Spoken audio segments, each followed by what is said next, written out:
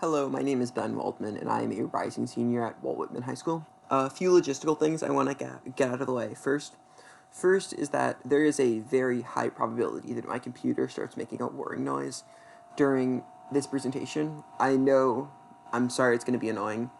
Uh, just note that it is not your computer.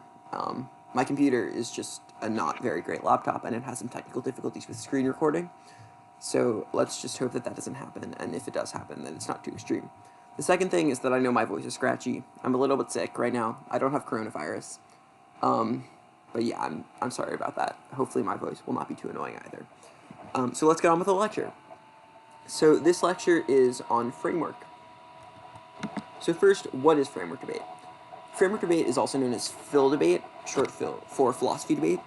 Unlike a lot of debate formats, it's only good in front of circuit judges. The same way that you would not read a dissad or a counterclaim in front of a lay judge, you would not want to read a framework in front of a policy judge, because policy judges are not familiar with frameworks, the way that we read them in LD. Framework and policy usually means, like, an argument for why the act must be topical. It's not usually, like, a philosophical theory, which is what we'll get to in a second. Although it is probably the most similar of the common styles on the circuit to lay debate, it is very, very different in the way that it is argued. Although a lot of the authors that you'll see cited are similar. For example, Hobbes, Kant, Nozick are all people who you might see in both circuit LD frameworks and in lay debates. The way that they're deployed are very different. As you might expect, lay debates much more revolve around, like, do you sound pretty when you're explaining your philosophy? Whereas circuit debates are much more technical in terms of, like, answering arguments and line-by-lining things. Framework debate is one of the types of debate that is unique to LD. As I mentioned before, you will not find philosophical framework in PF or in policy, although I've seen some PFers try to read things like Kant, and they don't know how to do it, and it goes really poorly. So really, you'll only see true philosophical framework debate in LD. Now, what is a framework? A framework, what is framework debate? Framework debate are debates between different ethical or political theories, known as frameworks, standards, value criterions in debate parlance, that filter offense. And so you might ask yourself, what does it mean to filter offense? So filtering offense explains what sort of things the state ought to do, right? You need a sort of political theory that explains what the state's obligations are. If you have, say, a Hobbesian political theory, something hopefully you should be somewhat familiar with from government classes, but if not, I'll give a brief overview. Hobbes basically thinks that in order to prevent, like, civil war, the government should have as much power as possible, and it should be able to do basically whatever it wants to citizens with a few restrictions.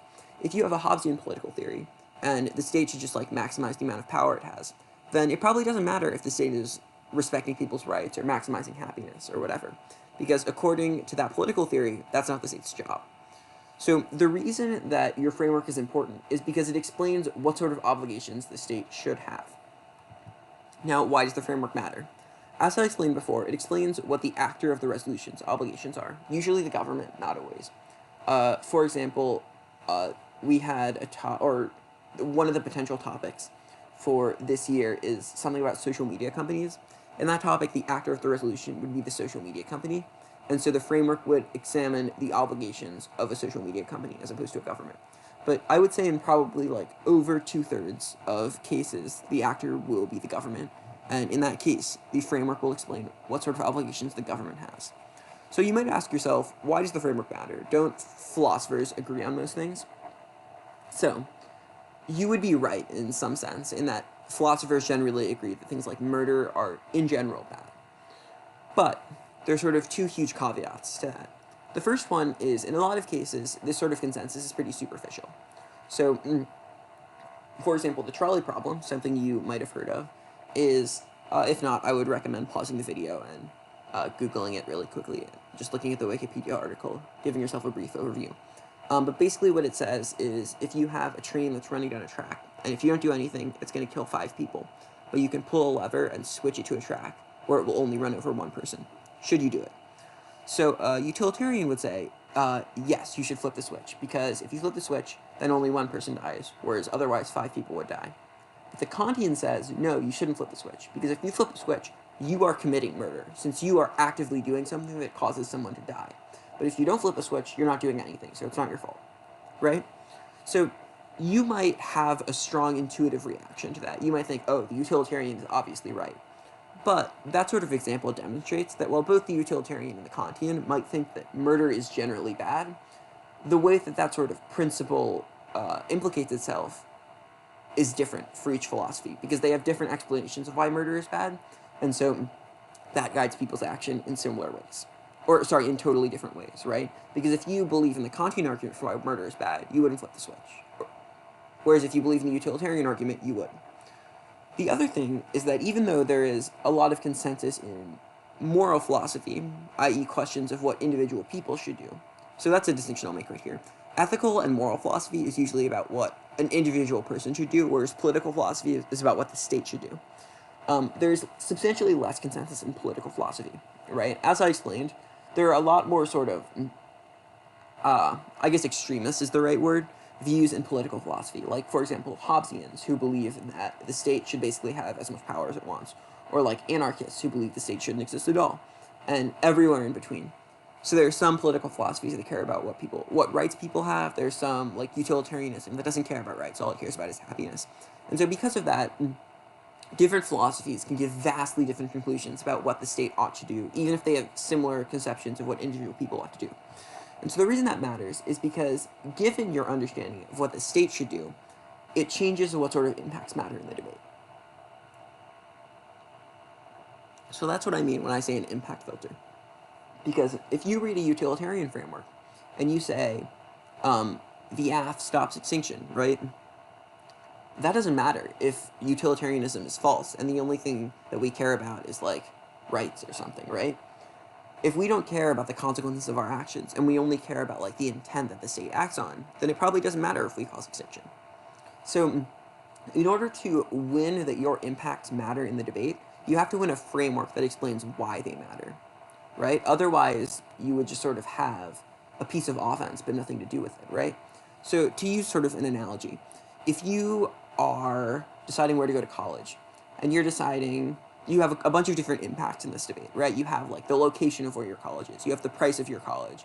You have its academic standards. You have whether it has Greek life or not, right? There are a lot of factors that you choose between in terms of when you're deciding where to go to college, or if you want to go to college at all, right? So the way that you sort of decide which one of those factors matter is you do some sort of weighing in your head. You say, right, like, I have decided that I don't care that much about the social scene, so I don't care if there's Greek life or if there's athletics or anything like that. And the reason that you've done that is because you've created sort of a framework in your mind for what sort of impacts matter when you're deciding whether to go to college. You've decided, I care about academics and price, but I don't care about the social scene. And so that is like a framework for you. Another person who might use a different framework might say, the only thing I care about is going to as many parties and getting as drunk as possible, right? That person would not care about the same things that you care about. And the things that might be persuasive to you would not be persuasive to the other person, and vice versa. Which is why it's so important to have sort of a framework to evaluate what sort of actions you want to take. Obviously, that can apply itself in debate rounds in very different ways, but the same sort of general idea is the same. So how is a framework formatted? So there are two basic parts to a framework. The first one is the value, which is also known as the value premise. It is something that is, like, objectively, unquestionably, like, beyond any sort of doubt, like, good. And the value is basically always morality or justice. And the reason that morality and justice are the values is because they're tautologically good. They are things that are, like, by their very definition, good thing. So it would be like defining your value as goodness. And the reason that you would define your value as morality or justice, or, I guess, yeah, is because those things explain why all other things matter, right? So, like, for example, if you wanted to choose, like, I don't know, like, equality as your value, the only reason that equality would be good is if it promotes morality or justice, or, yeah. Equality is only good insofar as it is a derivative of, like, objective goodness. And you need some sort of explanation for why equality is something that satisfies morality or justice. Because the value is always morality or justice on the circuit, people oftentimes don't even read a value. They'll just say, like, I value morality and then move on, or they won't even say anything. However, for lay debates, this is not at all the case. It is very, very important to have a value, because judges in lay debates basically don't know what's going on a lot of the time, so they'll vote on like random things like, does your value sound better? In lay debates, you don't have to choose morality or justice as your value. You can kind of just choose whatever you want, as long as it sounds good. In lay debates, people value things like rights protection, like happiness, equality, whatever you want, basically. But I would not recommend that on circuit debates because, like I said before, those things are only important insofar as they help achieve morality or justice. So they would be better suited as the second part of your framework, which is your value criterion. So your value criterion is, as I just explained, how you achieve the value. It's also known as a standard, your framework. Yeah. So the way that a value criterion exists is you have sort of logical steps that explain how something is the best way to achieve your value of morality or justice or whatever. So you do that through premises and conclusions, which is what I'll get to in a second. These are the ways that you sort of take logical steps from your value to your value criterion. So the parts of a framework. So as you might have heard the claim, warrant, impact as a mechanism for explaining the parts of an argument. That's kind of less useful in framework debates because you don't quite have impacts in the same way.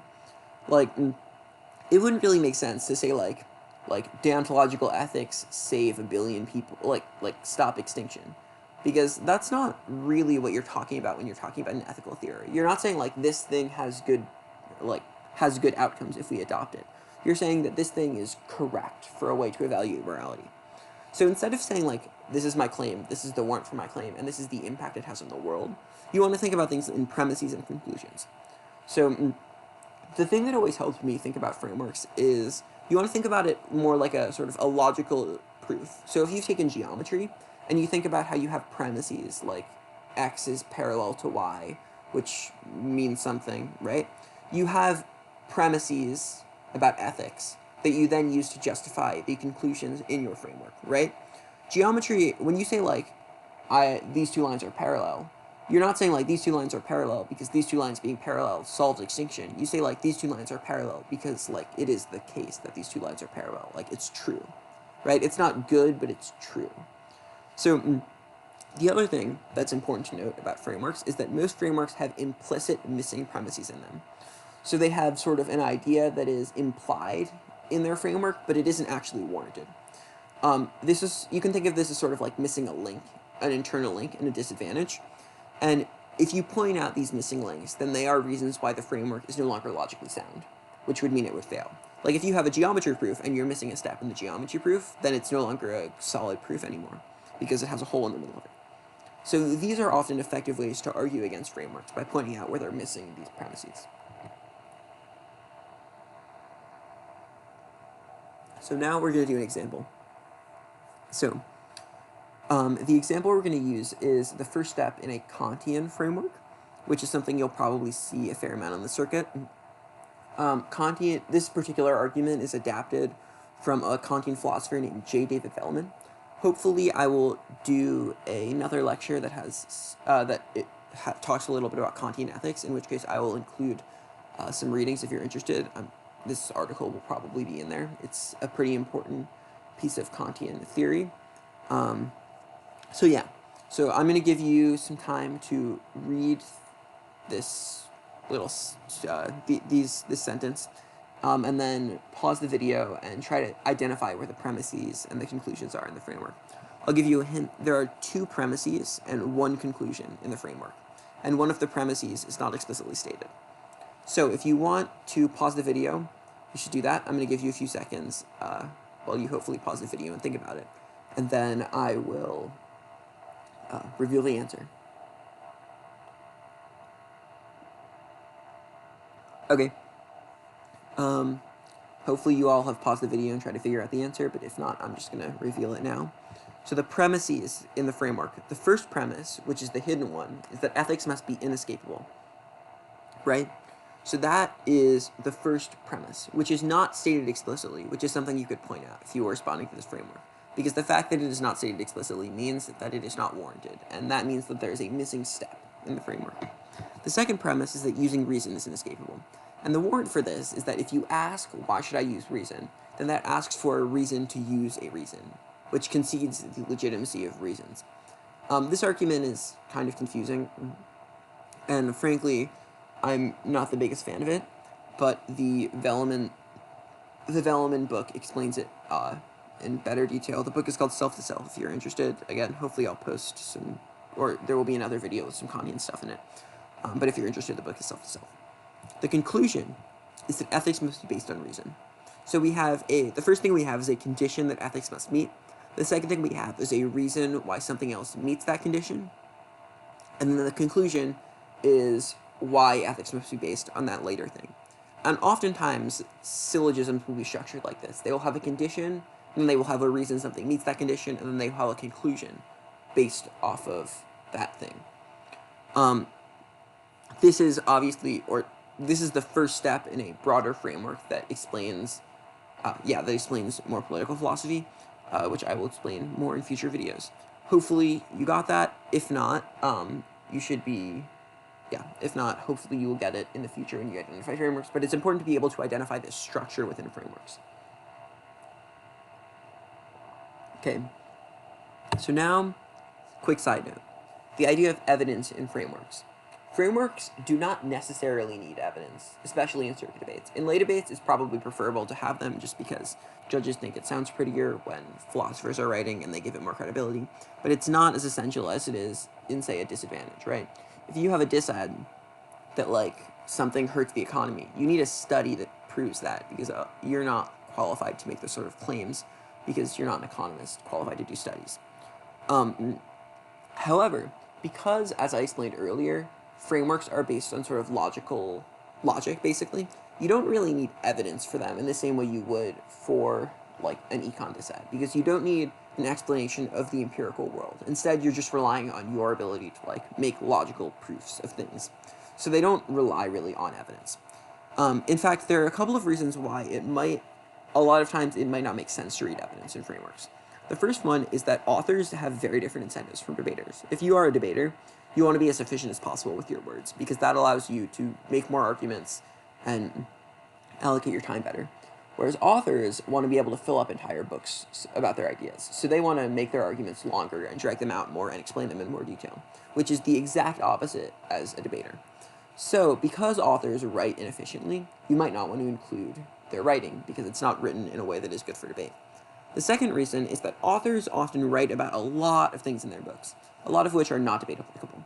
For example, if like Kant, who's a pretty common debate philosopher, although people don't read Kant that often, they more often read neo-Kantians like Korsgaard and Wellman, who have sort of adapted Kant's ideas and modernized them and made them better, or, arguably made them better, depending on your point of view. Those people write about a ton of things, a lot of which are not political or ethical philosophy, and so are not super relevant to debate topics. So if Kant is writing about his philosophy of religion, and he's like, if God exists, this is how we should best obey God, right? That doesn't really have a lot to do with his ethical theory about the actions that people ought to take, right? Like, his thoughts on prayer probably aren't super applicable to, like, a debate topic about, like, whether the government should engage in secondary sanctions. So because of that, there are a lot of ideas and a lot of philosophical texts that are not super applicable to a debate framework. And so you might not want to read evidence because there just might be a lot of stuff that is not relevant in the evidence.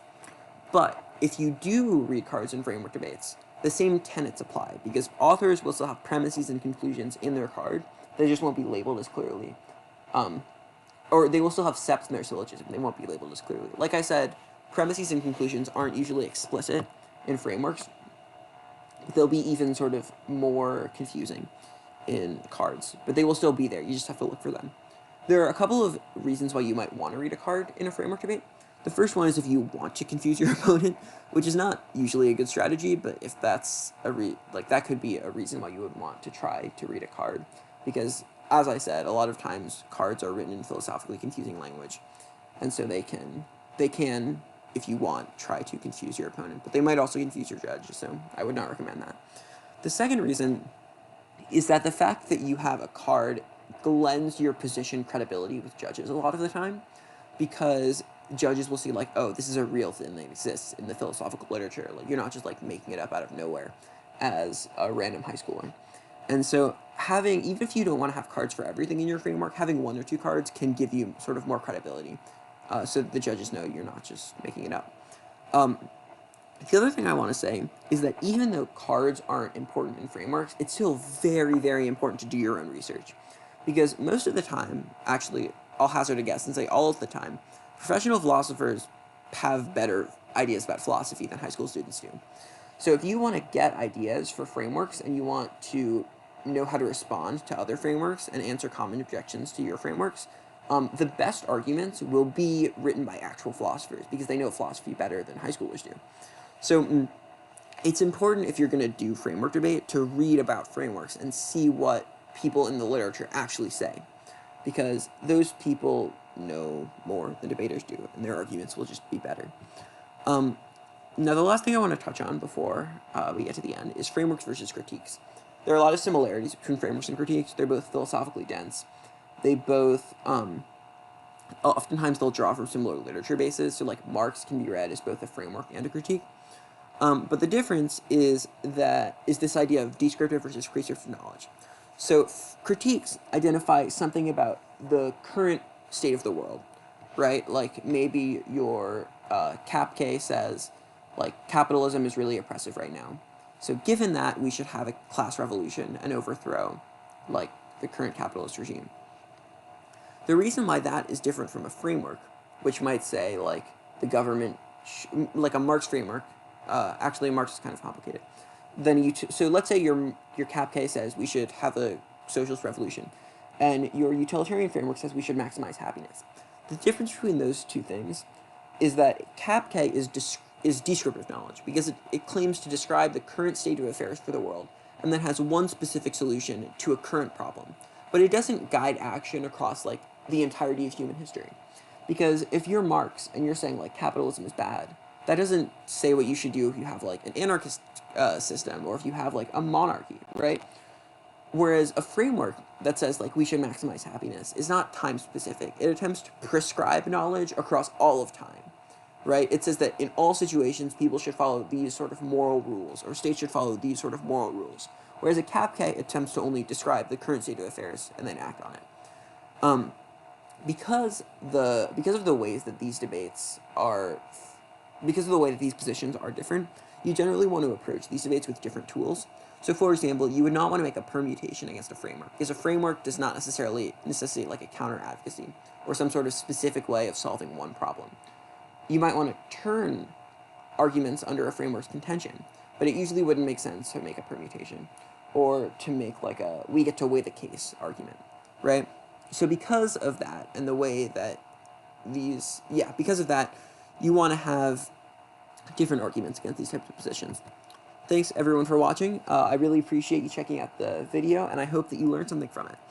As a reward for the video, or as a reward for sticking all the way through the video, I found some philosophy memes on my phone, which I think are pretty okay. They're fine. I like them. You know, hopefully you like them too. And hopefully you keep watching more videos. Yeah, thanks.